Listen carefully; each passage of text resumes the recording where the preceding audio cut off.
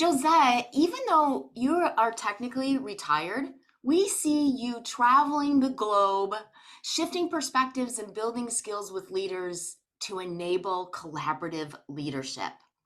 What is it about collaborative leadership? Why is this your passion? Hey, good morning, Amy. Great to be here with you. Listen, I retired and I learned there are only two stages in our lives. We're either growing or we're dying. I don't know where retirement fits. So I chose growth. I have been very fortunate to have found early in my life and in my career something that I am passionate about, something that I am pretty good at, and something that creates value for others. And I have been able to live on the intersection of those three circles. And that's really my purpose. So for me, this is about living my purpose, the gift that I found in my life that I can play on, that can create value for others. And there are a number of things in that center, and collaborative leadership for sure is one of the key aspects of it. And we'll get deeper into the topic of collaborative leadership, but the gist of it is about how can we create and articulate a compelling common purpose that gets others excited about it. But then that's not enough. How do we get them on board and collaborating effectively towards that common purpose over the long run, over the execution time, because that's the real challenge. So collaborative leadership is something that's not very well understood in academia, certainly not well understood in most industries, but I owe it to great mentors in my career who highlighted the importance of it early on, and then I have seen the practical impact of it. So, Josette, you've already told us that one of the key ingredients for collaborative leadership is to have that compelling purpose that we are collectively working towards. That seems like Absolutely. ingredient number one. Absolutely. If you do not have a clear purpose, it's hard to collaborate effectively, because there are a lot of myths about collaboration. One of them being that, hey, we just need to get along and, have a good time together. Listen, we can do those things and often not really achieve anything, not really, move towards a greater purpose together.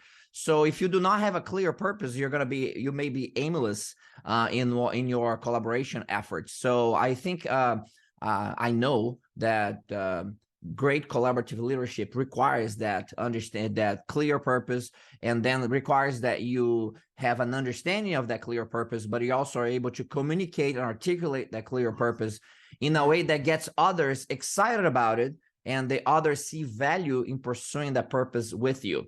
But again, that's just the beginning of this journey. There's a lot that needs to happen, as you start going down that road. Yeah, absolutely. But already, like it seems so obvious as you and I are sitting here talking about it. But Josette, how many times do I see teams, leadership groups, trying to accomplish something, and they're not really clear on what that something is? That's right. And listen, Amy, I think this is important that the listeners understand the context for this discussion. This is not some theoretical conversation about the topics that I wrote a book about, or I interview a bunch of people and they told me this is important. As a matter of fact, everything that we're going to be discussing here today is practical insights from working with more than 50,000 cross-industry leaders of excellence, innovation, and transformation for the past 3 decades. And through master training and leadership development sessions that were very intense, to really understand, and then working with them on executing thousands of projects for their organizations that create significant value, financial and social value. This is where these lessons come from. And specifically the lesson of collaborative leadership, I have to say this, it happened in the mid 1990s for me. So, go back a long time ago. And and what we had is that, I started my career at Sony. I was a technology developer. We can talk more about that later on. And then there was an opportunity to join a startup in California that was trying to change the world. And this company is called Cymer ASML, likely the most technologically innovative company in the world, is still to this day. And Wow. what they do is to create these incredibly sophisticated light bulbs, okay, to Mm. image circuits for semiconductor manufacturing. Now, this light bulb back then was $1 million each. Today, this machine is worth $300 million. So it's the Wow. most expensive light bulb in the world. And these people, they make science fiction into science fact. And Uh, it's like, it's nothing like you have ever seen in terms of technology development, in terms of innovation that is incredibly complex. They are driving Moore's law, which is the ability to double the number of circuits on a semiconductor wafer every 18 months or so. And they have been doing this continuously until the 1990s, mid 1990s, when the technology that we had back then called mercury arc lamps reached its limits. And we said, hey, we're at the limits of physics here. We cannot make these things any smaller. And then impossible is only impossible from a certain perspective, from the perspective that you currently do things. So there comes this new company, Cymer, based in California, start up and say, hey, you know what? We're going to make it work. And the people laughed at them and said, oh, you're not even from the semiconductor industry. You're never going to be able to do this. You're wasting our time. But they hire the best excimer laser technologists, researchers, scientists from all over the world. And we put these people in a building in California, and I was part of that startup team.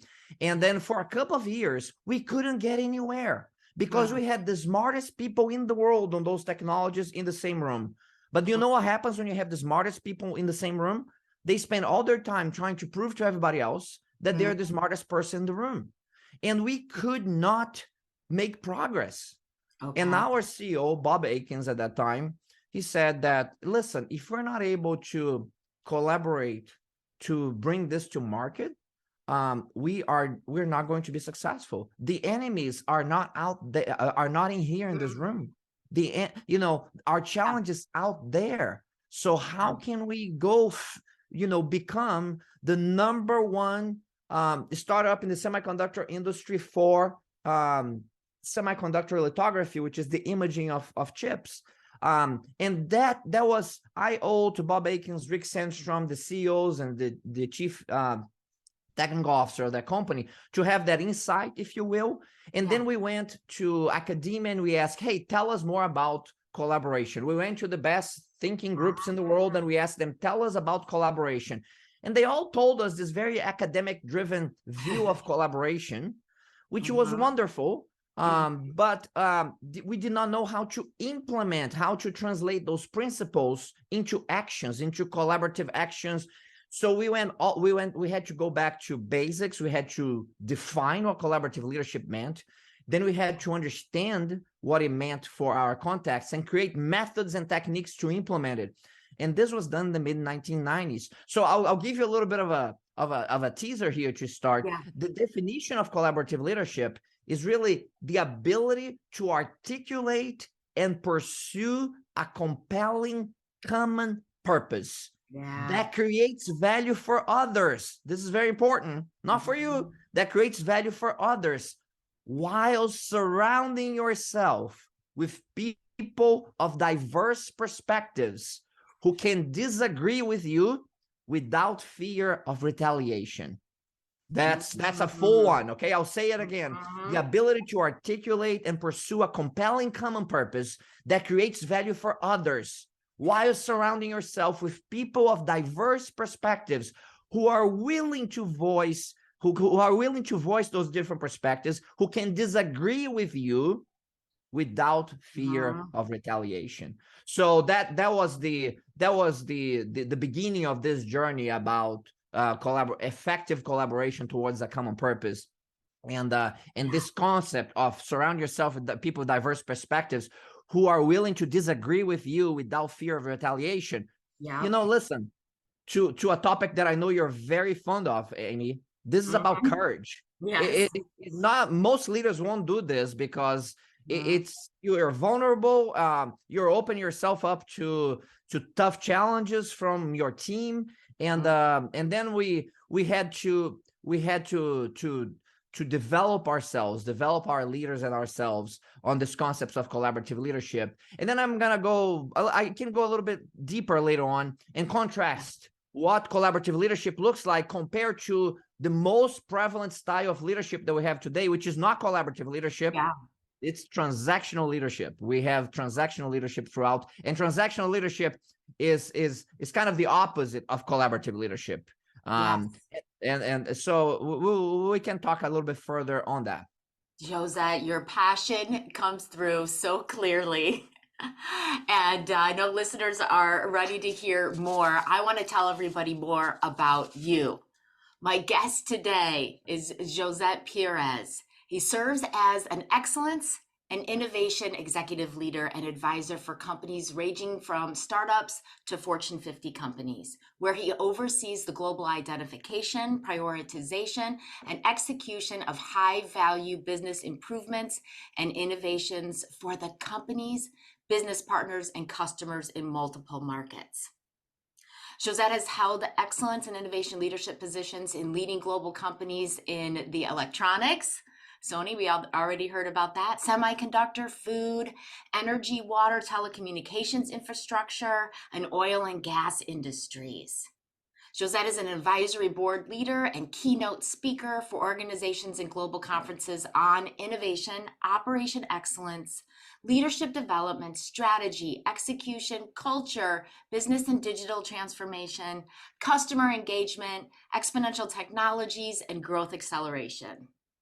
He's an executive Lean Six Sigma Master Black Belt who holds a Bachelor in Engineering in Physics from the University of Kansas and a Master in Business Administration focused in investment banking and entrepreneurship from the University of San Diego. So very impressive and varied background. Josette, so glad that you are here. Let's talk about this contrast between collaborative leadership and transactional leadership. Take us there next, will you?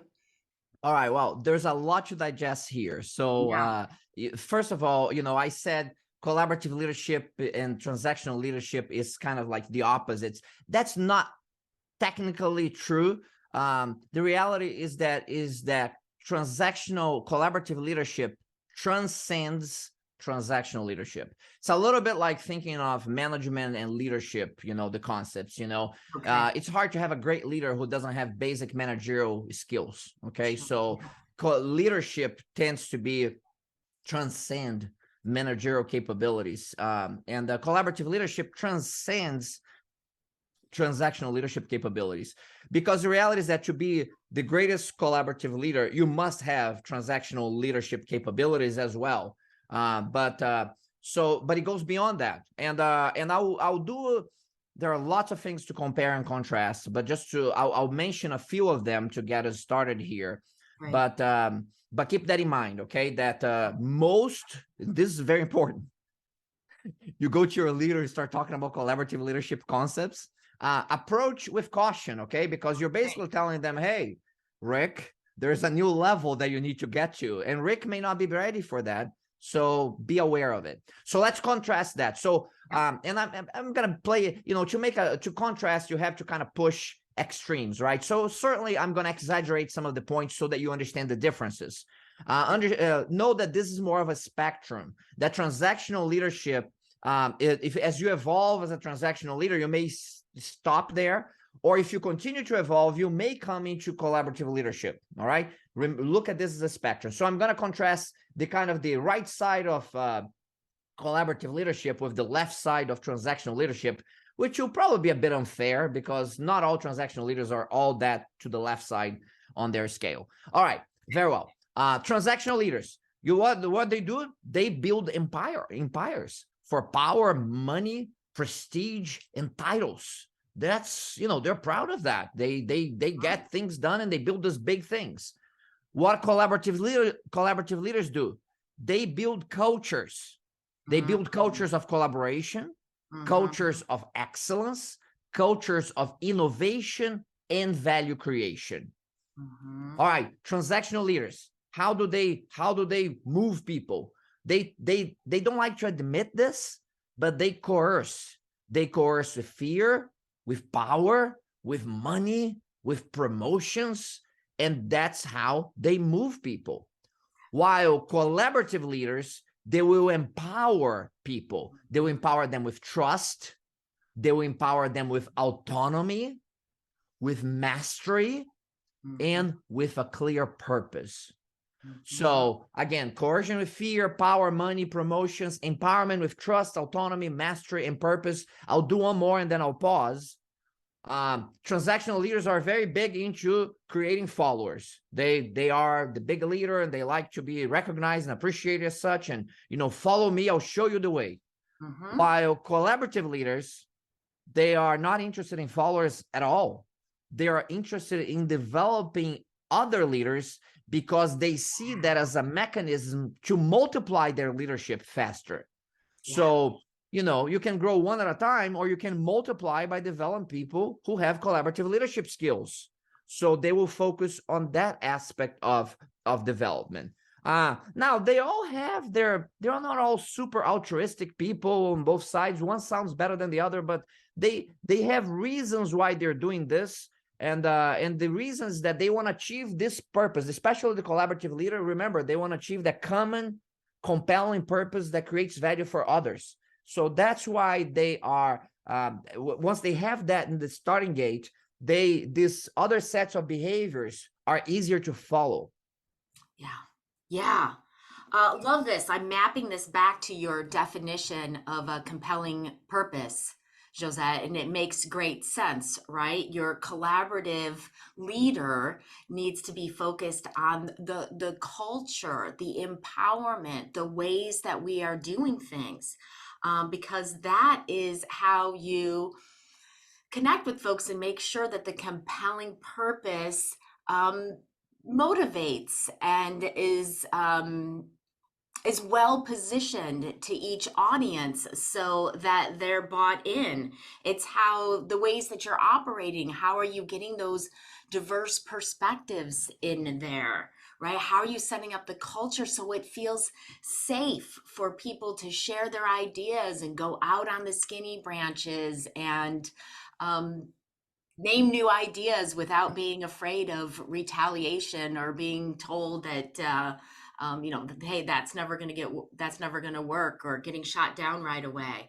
Yeah, so much of that has to do with the culture and how we operate.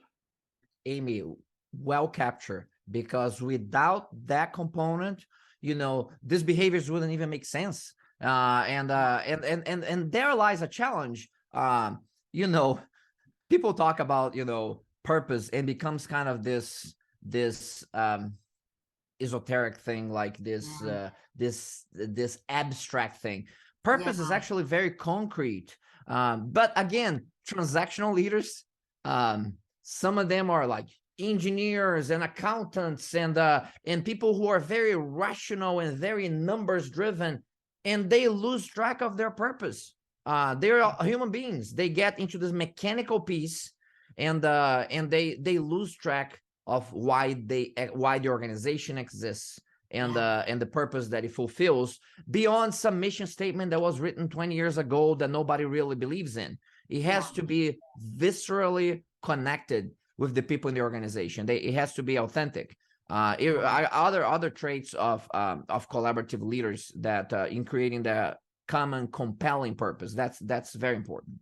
Yeah, Josette, you say that, and I see it all the time, how easy it is for leaders to just get into that swirl of busyness, that doing, and losing track of what am I doing here? That part about it creates value for others. Yes. And I talk about it as a leadership legacy, that every one of us has a purpose for our leadership.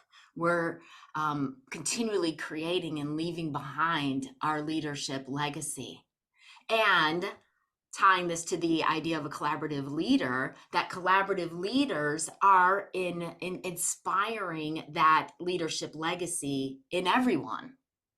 Beautiful. In So fact, we talked opportunity. about that, developing leaders and multiplying your leadership.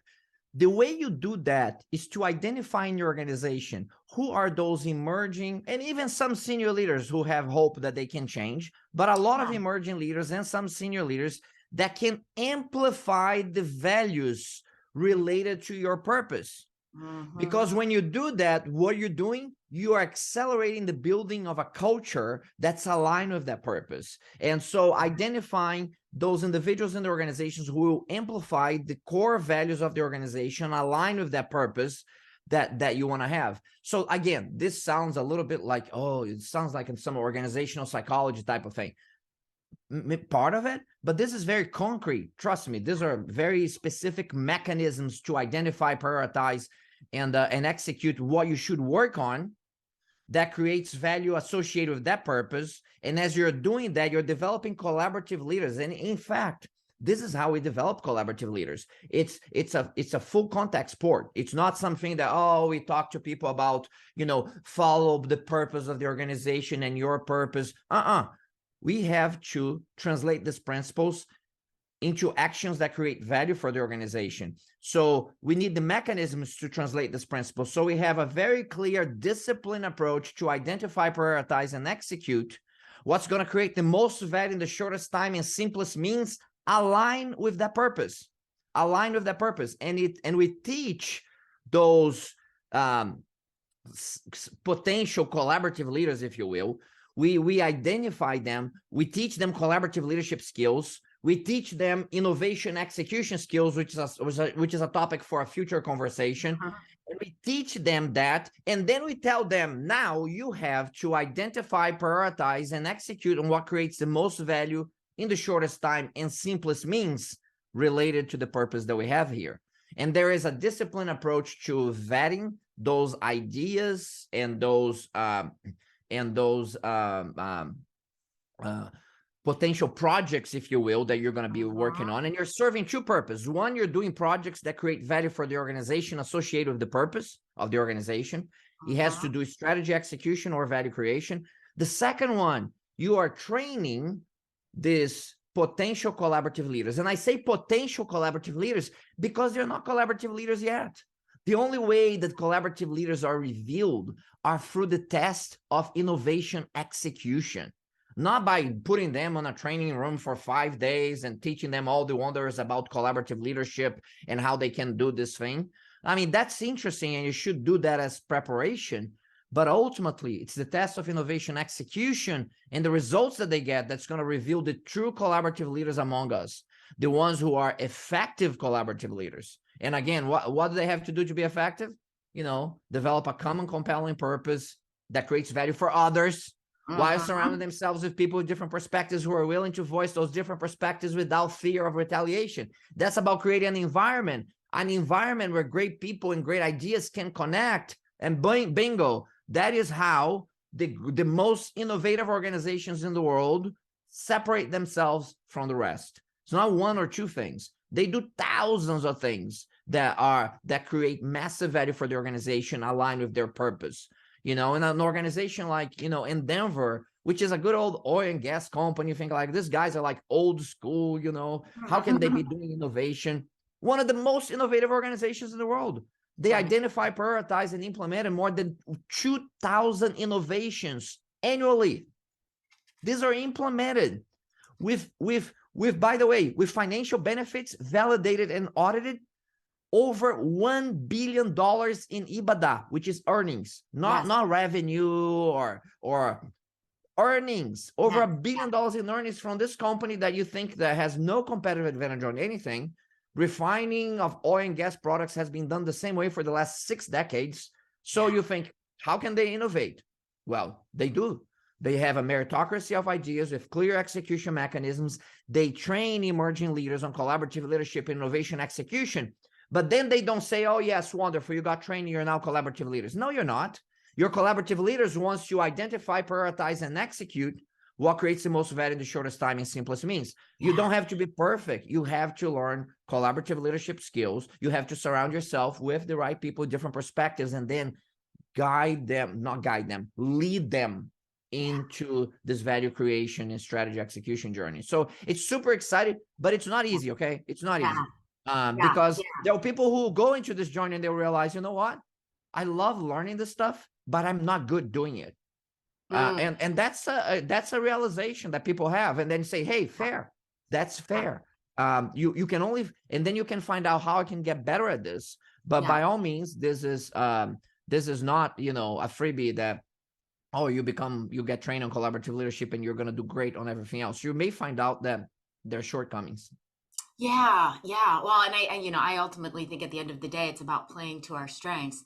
But Josette, I know when you do collaborative leadership training with folks, they're with you for a full week. They're thinking about how to identify, prioritize, and begin to implement a specific project. And then their journey continues for months and months beyond that.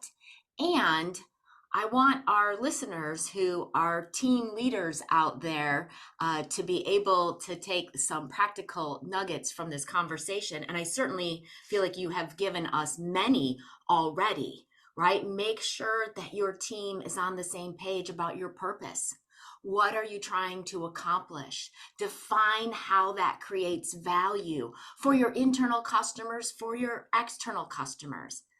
I'm also hearing, look at how you operate. Is there a diversity of voice and perspective there? Invite people from other departments to your meetings. I mean, start there so you can get some folks that were trained in different disciplines to come and give their perspective. How do you make it safe for people to share ideas and make mistakes, right? Think about how you and others on your team are reacting when there's, whoops, that didn't quite go the way that we expected. How do we handle that, right? Do we handle that in a forward focus? That was great. We failed fast. Fantastic. What's the next idea? Just really thinking about how do you translate these concepts that you've already shared with us in our day to day. What would you What a add to great that? translation. Okay. I love that. Those are very specific. Absolutely. Everything that you just said, Amy, check, check, check, check.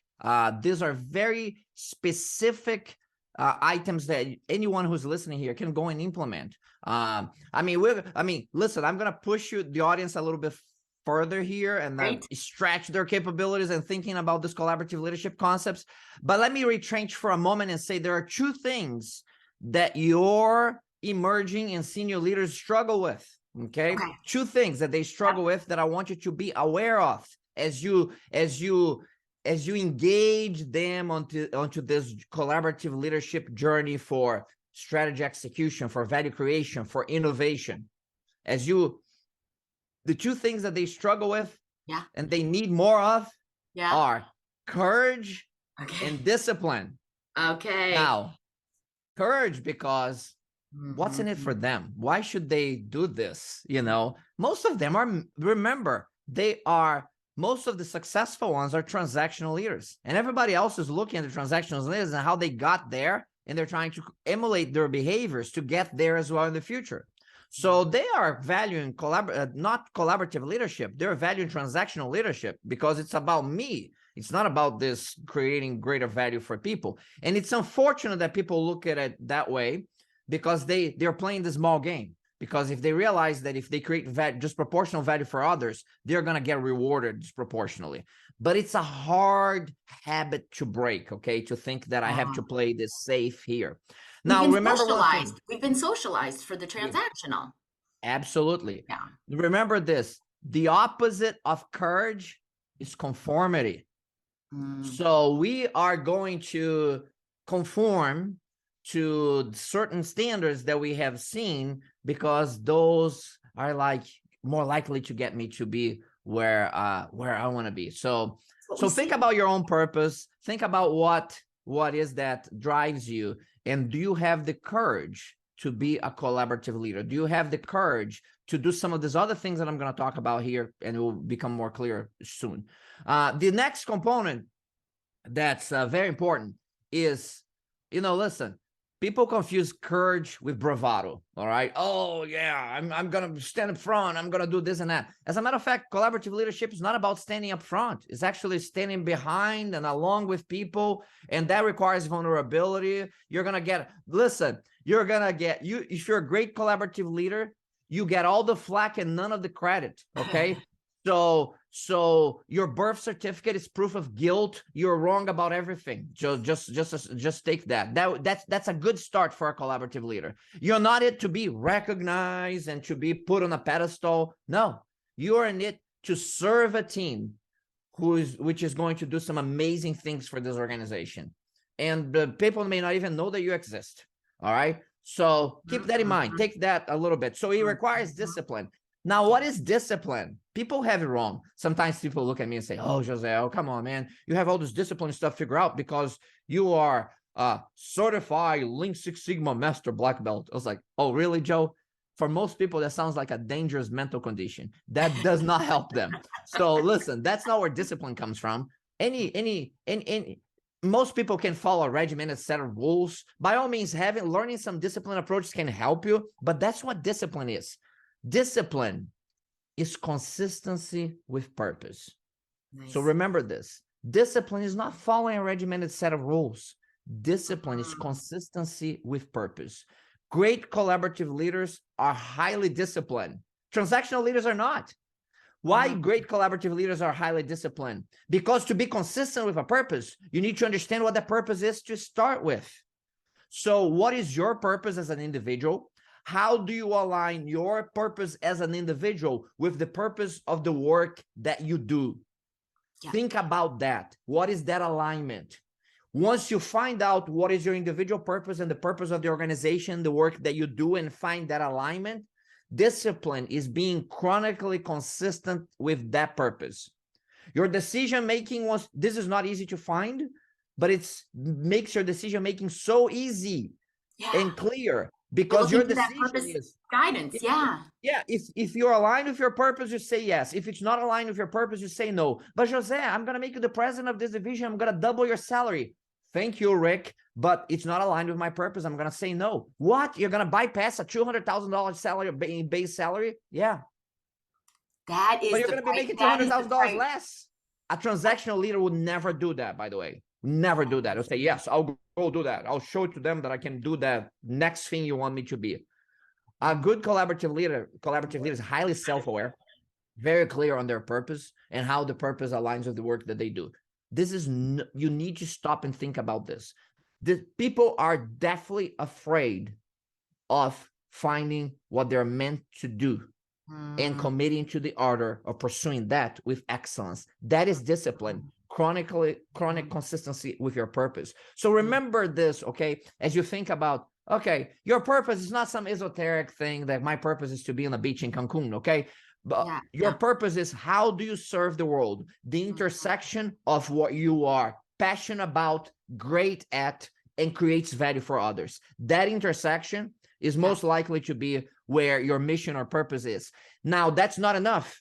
Once you discover what that is, you need to commit to the art of pursuing that with excellence, written by Abraham Maslow. And that, ladies and gentlemen, pursuing that with excellence, chronic consistency with that purpose is discipline. So courage and discipline are two things that we need to assess about ourselves and then implement in our professional lives and in our personal lives if you want to be great at something.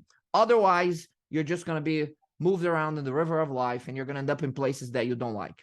Yeah.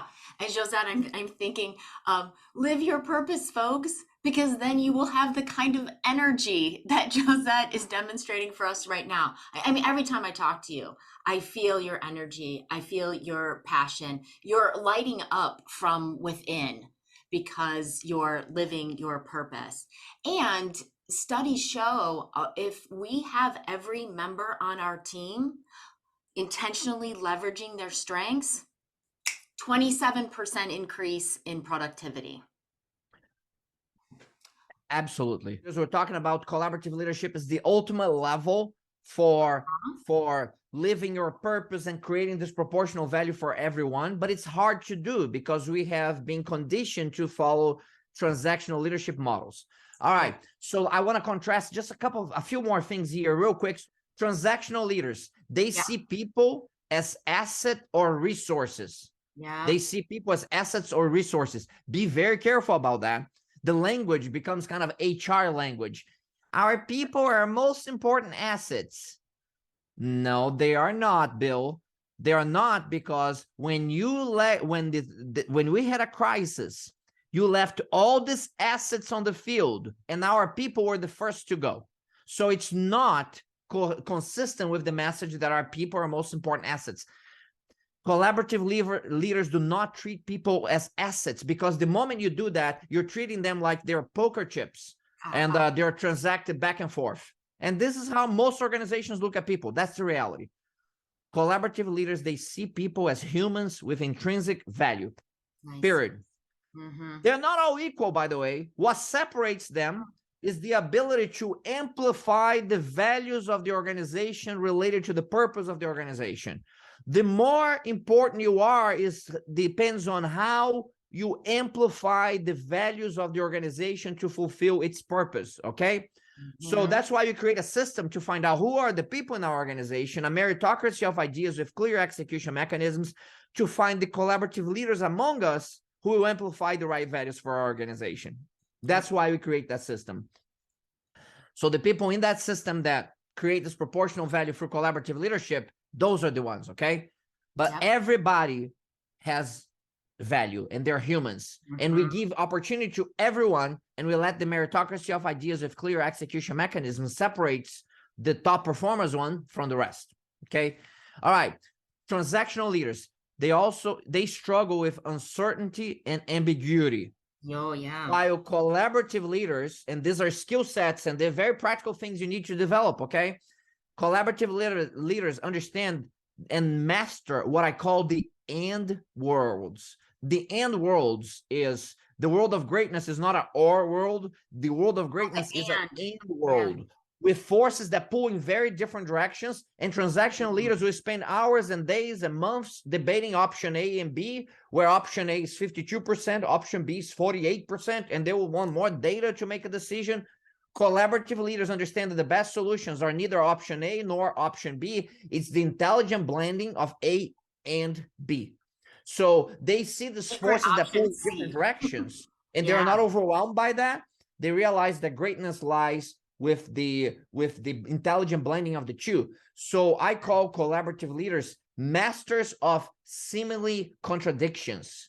They seem like contradictory. You catch myself saying that, all the time. One day I'll come back here and just talk about how much I contradict myself, okay? And you're like, wow, this guy contradicts himself all the time. Yes, because the world of greatness and what are the lessons I learned from these people sound like contradictions, but they're not.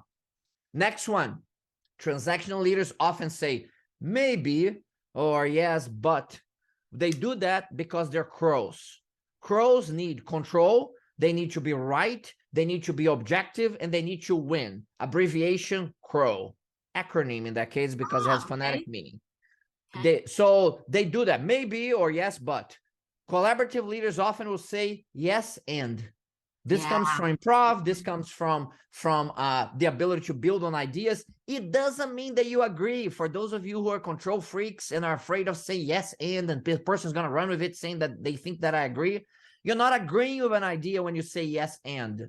You are giving it time to grow. You're giving some space. You're suspending judgment momentarily, okay? So yes and is not agreement. It's just suspension of judgment. So yes and is about building on the ideas of others, because it's very easy to kill ideas. It's much harder and takes much more courage to build on ideas of others. Transactional leaders, they are served by big teams. It's that is equals to their power. They create these big teams. Collaborative leaders, they serve small teams, because what they're looking for is impact and speed, not to build an empire. So they are servant leaders. They are serving those small teams so they can have the greater impact at the greatest possible speed, create the most value in the shortest time, simplest means. Now, transactional leaders, it's the team's fault when something happens. The collaborative leaders, we already talked about this. It's my fault. Even though you're a collaborative leader, You know, you have high accountability. You know, if it fails, it's your fault. But if it succeeds, it's a team. So it's yeah, you may say it's a thankless job. You don't need this thanks for them. What does your reward come from? Your reward comes from fulfilling the purpose. Your reward comes from moving that team to fulfill a purpose, for that team to be energized and excited about what they're doing, and want to do more of that, and more of that aligned with the purpose of the organization that creates profit for the organization at the same time, value creation or strategy execution. Transactional leaders, they want people to have confidence in them, and collaborative leaders wants people to have confidence in themselves. Yes, Joe, that's so much great information, food for thought, practical guidance that you've given us. So, like, people leaders, invite those around you, to this world of the win-win-win, right? Have yourself, have people on your team think about your purpose. Where are your strengths?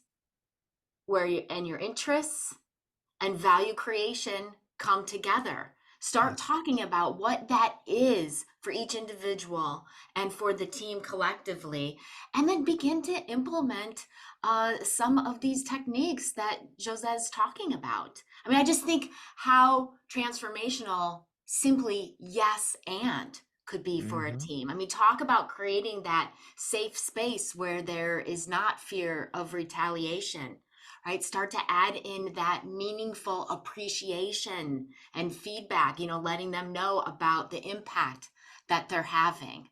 So grab the nuggets that grabbed your attention today and begin your journey to collaborative Absolutely. leadership. And Amy, I love the way you distill this to very practical items that the listeners can grab onto and go implement.